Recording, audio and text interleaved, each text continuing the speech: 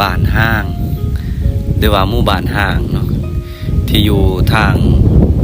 ภาคใต้สุดของประเทศลาวเนาะอยู่ทางเมืองสนามไส่แขวงอัตตปือหมู่บ้านนี้มีชื่อว่าบ้านทาฮีนเนาะก็อีกหมู่บ้านหนึ่งที่ถูกอุทกภัยน้ำท่วมในปี 2018 เนาะพี่น้องและนี่ก็คือสภาพปัจจุบันเนาะในปี 2025 หรือว่าปี 2025 เนาะสภาพก็จะประมาณนี้เนาะมื้อนี้บัวเงินได้เดินทางผ่านหมู่บ้านล่างอีกครั้งหนึ่งเนาะหรือว่าหมู่บ้านห้างก็ถ่ายภาพบรรยากาศภายในหมู่บ้านอีกเทื่อหนึ่งมาให้พี่ให้น้องได้เบิ่งได้ชมอีกครั้งเพราะว่าถ่ายในคลิปก่อนหน้านี้ทาง FC เพิ่นว่าบัวเงินถ่ายไก่โพดอยากให้บัวเงินเข้าไปถ่ายมอเนาะ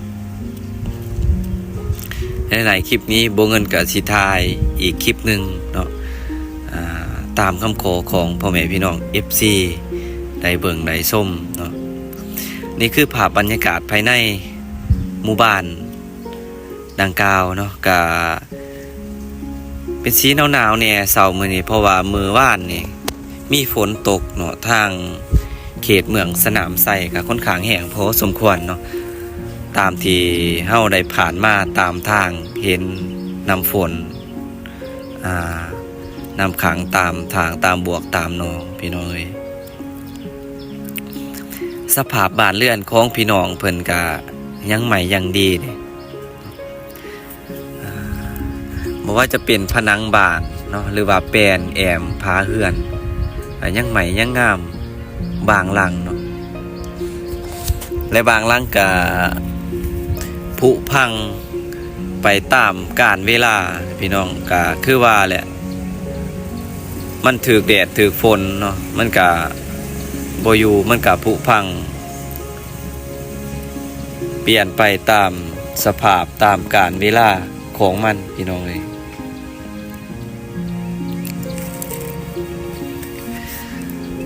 แต่กับพี่น้อง FC บางท่านก็ยังถามมาว่าเป็นยังเขาเจ้าคือบ่หรือบ่หมางเฮือนไปเฮ็ดบอนใหม่มางเอาเครื่องเฮือนอันนี้เฮาก็บ่ฮู้นำเขาเจ้าคือกันเนาะอันนี้คือสภาพเนาะข้างในบ้านพื้นบ้านก็บ่ว่าจะเป็นตรงหรือว่าแป้นปูเพื่อนก็ยังดีเด้พี่น้องส่วงล่างเนาะแต่ว่าน่าเสียดายมันขาดคนโบราณบัตรรักษางัวควายเขาเต็มเลยเพื่อนนี่รีแดดรีฝนนอนในยามกลางเว้นหรือว่ายามกลางคืนตาเขาเจ้าบ่มาปอง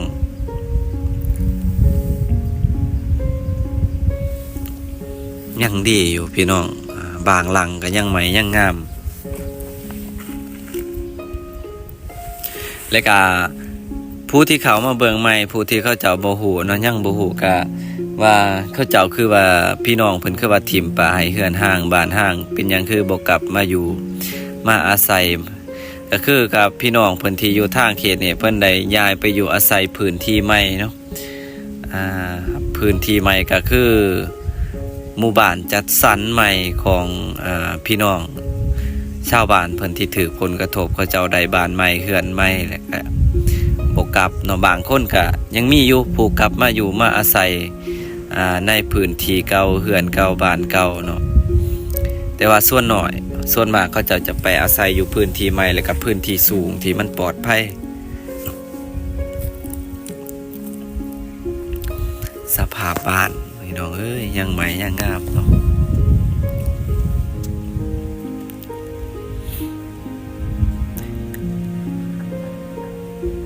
หน้าต่างประตูโปร่งเยี่ยมบางหลังน่าจะเจ้าของบ้านเขาเจ้าลือเอาไปใส่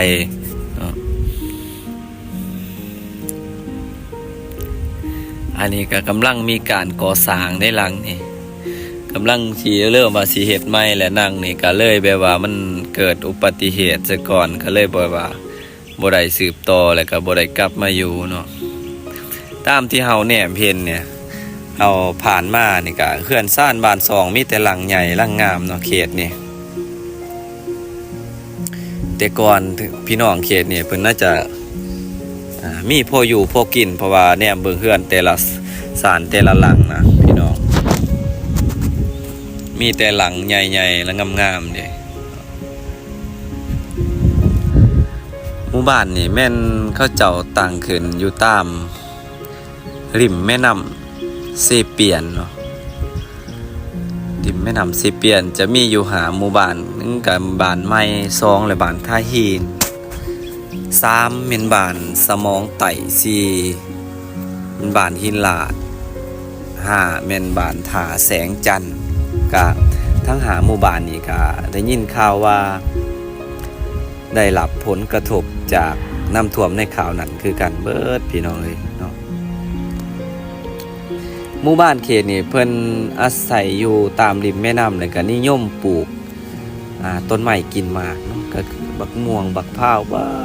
โธ่พี่น้องเลยสะอ่อนกกพร้าวเพิ่นเนาะบางจุดบางบอนก็เจ้าปลูกหลายนี่กกบักพร้าวทางเขตนี่เนาะเจ้าปลูกหลายนะบรรยากาศ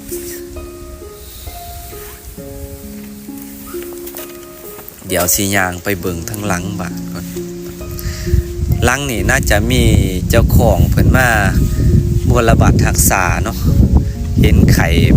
ประตูพงเยี่ยมไว้อยู่พี่น้องเอ้ยน่าจะมีเจ้าของเพิ่นมารักษาเนาะไข่ประตูพงเยี่ยมปะไว้เนาะหรือว่าประตูหน้าต่างเบิ่งผ้าบ้านเพิ่นยังใหม่ยังงามแต่ยังดีเนาะแต่ว่าข้างในนี่ก็บ่ฮู้ว่ามันสิมีปลวกขึ้นหรือบ่เนาะงามดีพี่น้องเฮือนเขาเจ้าเฮ็ดแต่สมัยนั้นเนาะกว่าสิได้หลังนึงนี่ก็บ่ง่ายเนาะเฮือนสมัยนี้แฮงหายมันหาใหม่ยากบ่คือแต่ก่อน 7-8 ปีขึ้นหลังโอ้พี่น้องเอ้ยก็พอได้อยู่ใหม่นี่แต่ว่าปัจจุบันนี่ยังหายากช่วงแรกๆนะที่พวกเงินมากนะก็คือยานนี่พี่น้องทางเขตเนี่ยเนาะเพราะว่ามันมีแต่ป่าเลยก็เฮือนห่างบ้านห่างในบริเวณเดินบ้านเนาะพวกเจ้าเดินบริเวณเฮือนกะหกเฮือแล้วก็ลังโขกลังคาก็ปล่อยปะละเลยปล่อยปะให้มันผุพังไปตามกาลเวลาบางหลังเจ้าของเพิ่นบ่มาสมรักษาก็จะประมาณนี้แหละพี่น้องทางบ้านห้างเขื่อนห้างเนาะเขตนี่ไปทางใดก็มีแต่เขื่อนห้างบ้านห้างเนาะช่วงแรกๆที่เฮาได้มาครั้งอิฐทำอิฐนั่นคือย่านแห้งเป็นสีฮ้อนๆหนาวๆในช่วงมาทำอิฐแต่ว่าคุ้นเคยแล้วมาหลายเทื่อก็เริ่มชินแล้วก็บ่เป็นตาย่านคือที่เฮาคิดในตอนเฮามาช่วงแรกๆนะพี่น้องเพราะว่าคุ้นเคยเนาะก็คือกับพี่น้องเพิ่นทางเขตนี้แหละเพิ่นว่ามันบ่เป็นตาย่านเนาะแล้วก็พี่น้องทางเขตนี้เพิ่นมาเฮ็ดสวนเฮ็ดนาก็เที่ยวไปเที่ยวมาอยู่หมู่บ้านนี่ก็อาศัยอยู่ก็ที่กลับมาอยู่ใหม่ก็บ่หลายหลังคาเท่าที่เฮาเห็นผ่านไปก็มีพี่น้องเพิ่นเนาะถ้าเฮาถามมาสัมภาษณ์เพิ่นในข่าวนั้นมี4หลังคาบ้าน4ครอบครัวมาอยู่น่าจะเขาเจ้าน่าจะได้บ้านใหม่เฮือนใหม่แล้วเขาเจ้าก็บ่กลับมาอยู่ที่เดิมที่เก่าเพราะว่ายานมันเกิดเหตุซ้ำห้อยยานมันสิเกิดเหตุอีกครั้งที่2บ่นะก็เฮาก็เพราะว่าอีหยังที่เฮาเคยผ่านมาแล้วเฮาก็คิดยานนะเนาะบ่ว่าไผคือกันเนาะก็เข้าใจพี่น้องเพิ่นแต่ว่าเฮือนซ่านบ้านซองแต่ละหลังก็โอ้ยพี่น้องเอ้ยเนาะก็น่าเสียดายอีหลีเด้น่าเสียดายแฮงเท่าที่เฮาเห็นนี่โอ้ไปแนมไปบนใดก็มีแต่บ้านล่างเฮือนห้างหลังนี่ นี่มีประตูทางเขาและก็ทางผ่านน่าจะมาในช่วงฤดูเฮ็ดหน้าหลังนี่ก็บ่ได้ทางป่าหญ้าคุกเครือเนาะแต่ว่าประตูบ้านประตูยังอัดแน่นยังล็อกไว้อยู่พี่น้องเอ้ยเนาะที่พี่น้องเห็นเส้นทางผ่านหมู่บ้านณตอนนี้ก็คือพี่น้องเพิ่นใส่สัญจรไปมาไปสวนไปให้เพิ่นเนาะแม่นเขาเจ้าผ่านไปผ่านมาทางนี้แหละเนาะเส้นทางเชื่อมต่อระหว่างหมู่บ้านเนาะกับหมู่บ้านก็จะประมาณนี้แต่ว่ากลางคืนนี่บ่เงินยังบ่เคยมาสัมผัสกับบรรยากาศทางเขตนี่จักเทื่อเคยมาแต่กลางวันหรือว่ากลางเว้นจังซี่นะพี่น้องเนาะกะหมู่บ้านนี่ก็เข้ามาจากทางหลวงหรือว่าทางลาดยางกับบ่ไกลปานใดประมาณอยู่1ลักกว่าๆเนาะก็เข้ามาฮอดหรือว่า1กิโลกว่าๆเนาะจุดที่บ้านท่าหินอยู่แต่ถ้าว่าบ้านใหม่น่ะจะอยู่ติดกับถนนเลยเฮาจะแหนมจากถนนหลวงเฮาก็สิแหนมเห็นเนาะ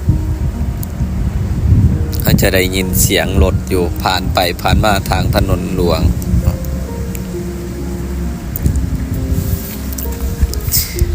มาครั้งแรกบ่เงินโอ้ยขึ้นยานแห้งเด้จนว่าไป2คนน่ะยังเกือบสิบ่กล้ามาเลยพี่น้องตอนมาครั้งทำอิฐทำโอแต่เทื่อนี่มาหอบ2หอบ3ก็ผ่านมาผู้เดียวก็บ่เป็นตาย่านคือแต่ก่อนแล้วพี่น้องช่วงแรกๆก็ขึ้นยานอีหลีรอได้บ่เงินเสือเลยว่าถ้ามีผู้คนเนาะผู้ที่บ่เคยผ่านบ่เคยเข้าไปมาก่อนเนี่ยก็สิรู้สึก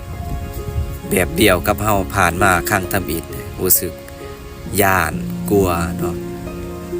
มีหลายสิ่งหลายอย่างที่เฮาบ่เห็นแล้วเฮาสิคิดย่านคิดอันนั้นนะ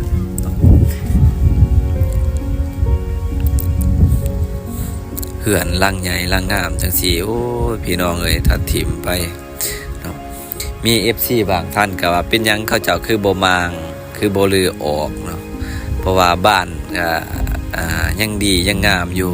เนาะ